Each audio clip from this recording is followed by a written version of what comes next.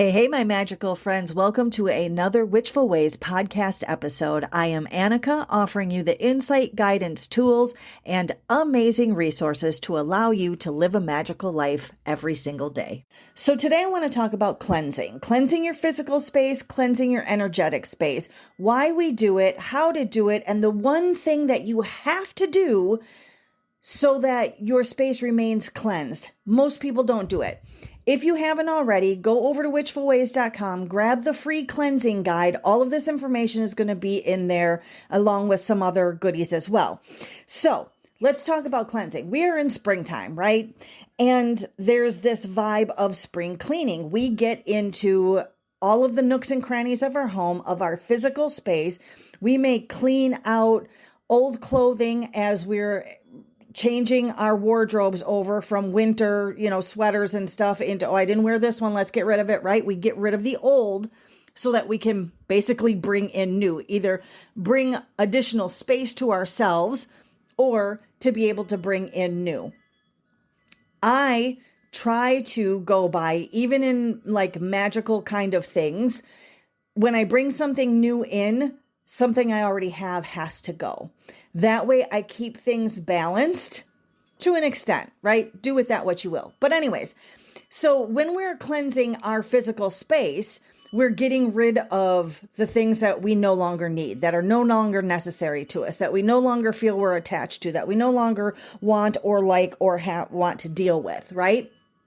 We do the same thing on an energetic level. So you guys know, I'm sure, have heard of what most people call smudging, but it's smoke cleansing. And this is something that is very commonly done twice a year. Some people do it more. We're going to talk about that in a quick second, to be able to cleanse our energetic space and or body, right? So when we smoke cleanse, we take whatever we're using. It may be sage, it may be lavender, it may be cedar, it may be frankincense, whatever we decide to use, we are going to walk through our home or our space, and we are going to get that smoke into the corners and the crevices of our home, right? To be able to get rid of that negative energy, the stagnant energy that's there. It allows it to cleanse our space. When we do that, one, I want to say, why do we do that? Again, it kind of allows stagnant energy to be removed. And because when you are smoke cleansing, you are either using your hand or sometimes a feather or whatever you decide to use to waft that smoke into the corners. And what happens is that then in turn creates motion to the area and the energy. So if you have a corner of your home or something, or inside of a closet that doesn't get a lot of air circulation, that means there's not a lot of energetic circulation. That means there's stagnant energy. When we move it around, it's fanning it, right? It's allowing that movement to happen. So it gets rid of that stagnant energy. And it also cleanses, right? Gets rid of the negative kind of vibe and feels of things. Make sure that we are opening the windows when we are smoke cleansing, no matter what time of year it is, no matter how small of a space you're doing, you want to make sure that you have windows open. Why? One, because it allows that, again, stagnant energy to be removed from the home and allows new energy, fresh moving energy to come in, right? The breeze, whatever, comes in. It also doesn't allow you or your animals to become overpowered by the smoke, because some things that we use for smoke cleansing can become, right? It brings a lot of smoke to it. So it keeps that kind of open and free. And of course, make sure if you have animals that, you're precautious about having them around and which ones can be affected by the smoke. But so we go through and we do that. Now, what happens? So I'm jumping around today. Woohoo! Squirrel brain. So how often do we do this? Well, I do it to my home twice a year. I do it to my entire home twice a year. I start at the uppermost, backmost space from my front door, I open all the windows and the doors in my house, and I start in that back upper corner and work my way around and down towards the back door. Then I retrace and go downstairs into my basement, work that up and out towards the front door as well. Twice a year, total home. Some people do it more often than that. Maybe they do it monthly. It's something that they do on the first of every month. Whatever. Some people do it weekly. Some people cleanse their office space if they're a service provider, a tarot reader, or a psychic or something, and they have a home office or their office. Maybe they do it more than that. Maybe they do it daily. It's always you do you, witchy poo. What feels good for you? But here's the thing, is oftentimes when people come to me and they say, I just cleansed my home and I'm still getting these weird vibes off of it. It still feels dark and heavy. It still feels like there's some kind of attachment there, whatever it may be. Here's the one thing that I ask is, do they cleanse their home? If so, what do they use to cleanse their home? Because there's different ways you can do it. Again, go grab that guide. It'll give you a couple different ways. And then, did you have your windows open, right? So that energy can get out. The last thing that I always ask, and this is the one thing that most people don't do, is I ask, did you refill your void with positive energy? And they look at me oftentimes like I'm crazy. Not so much. I mean, I get that a lot, but they look at me like, well, I don't know if I should say I don't know what that means. So let me explain. When you cleanse a space, you are creating a void where the negative energy once resided. You therefore have to fill that void with positive energy, or whatever is surrounding in that space or whatever from anywhere can seep back in and fill that void. So that means you may have just spent half a day energetically cleansing your home. And if you didn't refill that void with positive energy, that means that it fills right back up with whatever gunk and you just wasted all that time. Not wasted 100%, but you do not have the energetic cleaning that you thought that you had or that you were putting your effort and energy into. And I'm always about work smarter, not harder, right? Like I'm not cleansing every month because my area feels stagnant again or feels icky, right? So how do you do that? So let's go back. You guys know I live close to a beach. Let's talk about, most people are aware of beaches digging holes in sand and how the water and or the sand will fill back in. Same thing with the energy of your home or space. So if you go to the beach and you start digging in the sand, you can dig a hole with no problem, right? Just like you can cleanse your home with no problem. You can dig that hole pretty effortlessly with minimal effort. However, if you dig the hole and then you just sit back and don't do anything more and watch that hole, you're going to notice that it starts to collapse in on itself. All of the surrounding sand, whatever's there, right, in the sand, the dirt, whatever, or the water that comes up is going to fill that hole, and eventually you no longer have a hole. However, it is filled in with whatever the heck was around it, whatever slid back into it, if you will. Same thing when energetically cleansing your home or your space.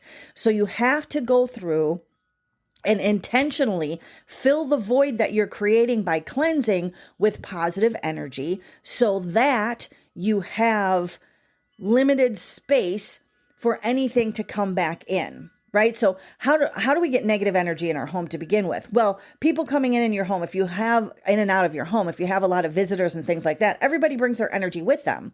I have witches' bells by my front door that when somebody leaves, and a lot of time people know when they come into my home that they ring the bells. I mean, they're literally hanging on my wall right there. Vintage ones, right? They hit the bell so it rings, or on the way out, they'll hit it. Or if they're unaware and they think that's just a pretty decoration, once they leave, I will hit those bells. Okay. That takes and draws in and transmutes that through sound vibration to be able to negate the negative energy that they may have brought, or at least bring it down to a minimal amount, right? So that my next cleansing will deal with any residual. So there's that.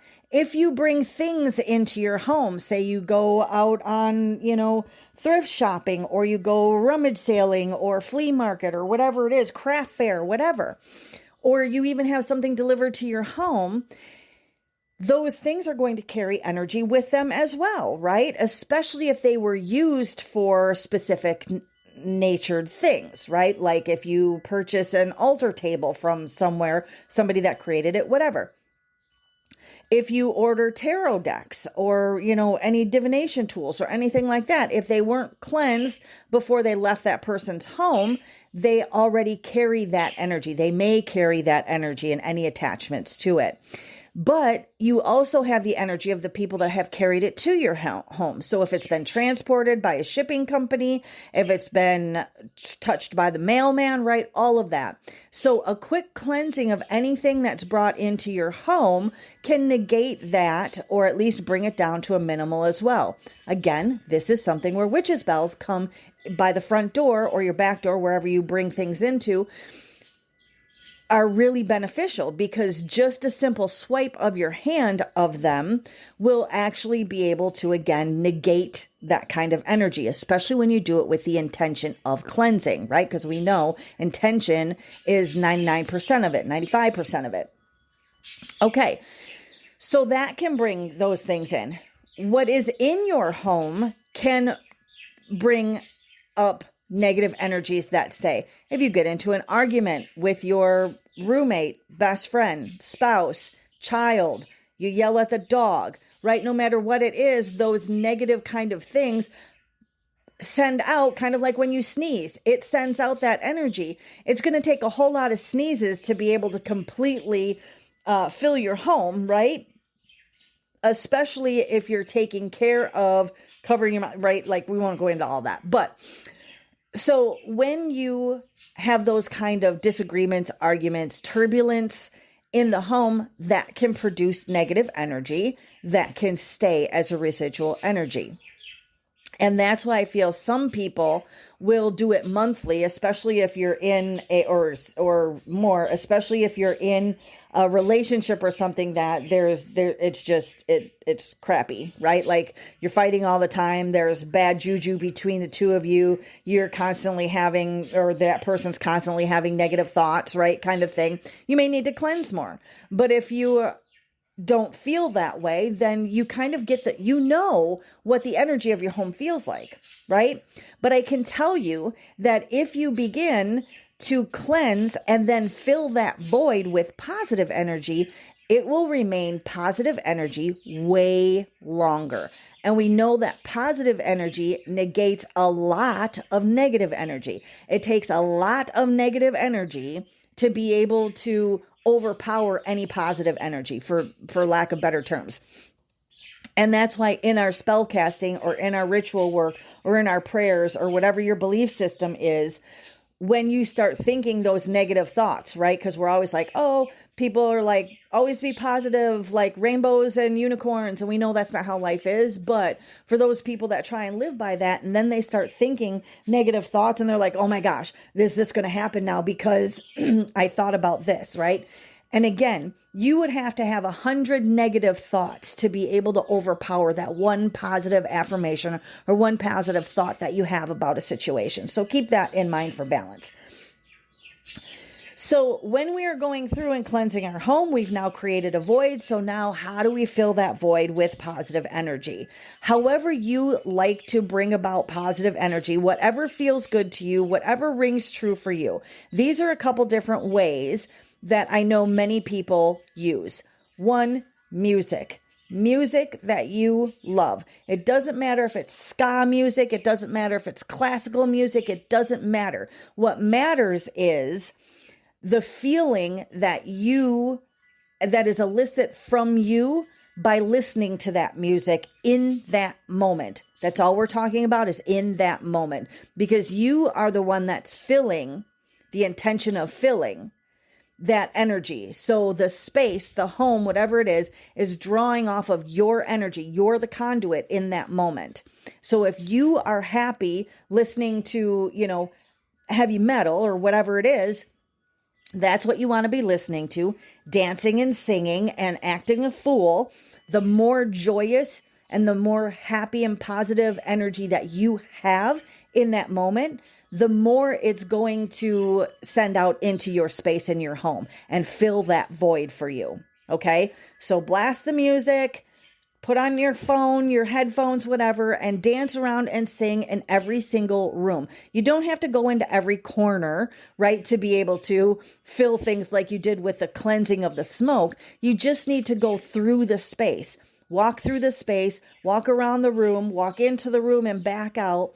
Whatever you need to do in that space is going to send it out like rays from you and will, like sunshine, right? And will infiltrate all the little nooks and crannies. Where there's any void, you are filling it intentionally. So music, dancing, singing, all of that incorporated, right, is one way. Another simple way is bells. Because again, the sound of bells, the frequencies of bells can transmute and negate negative energy and also bring in positive energy. And again, it should be something that you feel really good about the sound of it, right? There's just, I personally love the sound of chimes. So I have taken chimes and walked through my home and just made them chime, right? Move them around in each room and just go, man, I really love this sound, knowing that this is bringing the positive energy into the space because I thoroughly enjoy that sound. Okay. So bells, banging on a pan or a pot with a spoon is another way that I know somebody that goes through and does positive energy. Why? You're like, that's kind of crazy. That's not a nice sound. Like, to each their own, right? You do you, witchy poo. But this particular person, one of the best times in their life was when she would have her grandson over when he was young, and they would play, quote unquote, drums on the pots and pans. So this is something, by her doing this, actually brings up one of the most purest, joyous times of her life. And therefore, it's something that she loves to do, stomping around her home like her and her grandson used to do 20 some years ago, and filling that home with positive energy. So whatever works for you is what you should use. Whatever it is, it doesn't matter how weird it sounds. If it's whistling, go through your home and whistle. Just make sure you hit every room in your home so that you're filling that hole back in. Now what happens is you have sealed the positive energy into your home. There's nothing that can just seep back in unintentionally because you have the hole in the sand, right? You've stuck something in that hole so that it can't just collapse in on itself again and just let any old thing back in. And this is the reason why I only need to cleanse my home twice a year. And I feel that satisfactory, even though I do rituals in my home.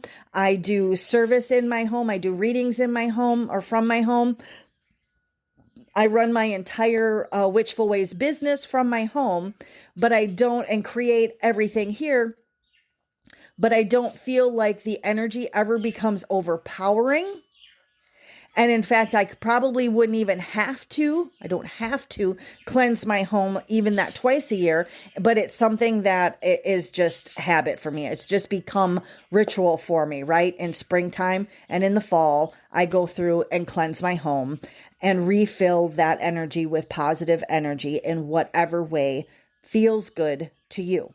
So that is the one thing that most people aren't doing that allows people to go, man, how come I just cleaned my house or cleansed my space 2 days ago? Me and my husband got into a fight and now my whole house just feels like ick and blah, and I can't stand it. And I got to take the time to go through and cleanse everything again. You don't. It's that you never filled it with a positive energy the last time that you cleansed it. So any old thing was able to seep back into it. So when that negative energy came up from that argument, it stuck right back down into that hole and it's there. until you don't allow it to be there anymore. So hopefully that is something that is new to you. And if not, I'm glad that you're already filling your energy or your space with positive energy. And of course, like I said, head over and get those guides, because that will help you, give you more information and kind of a little bit more of a detail of it. And I'll probably say that one more time. And lastly, make sure that you head over to the website at witchfulways.com. Grab your freebies from there. Check out the offerings that I have of items, services, and resources. Thanks so much for joining me for another podcast episode. Have a wonderfully magical rest of your day. We'll chat with you again next week.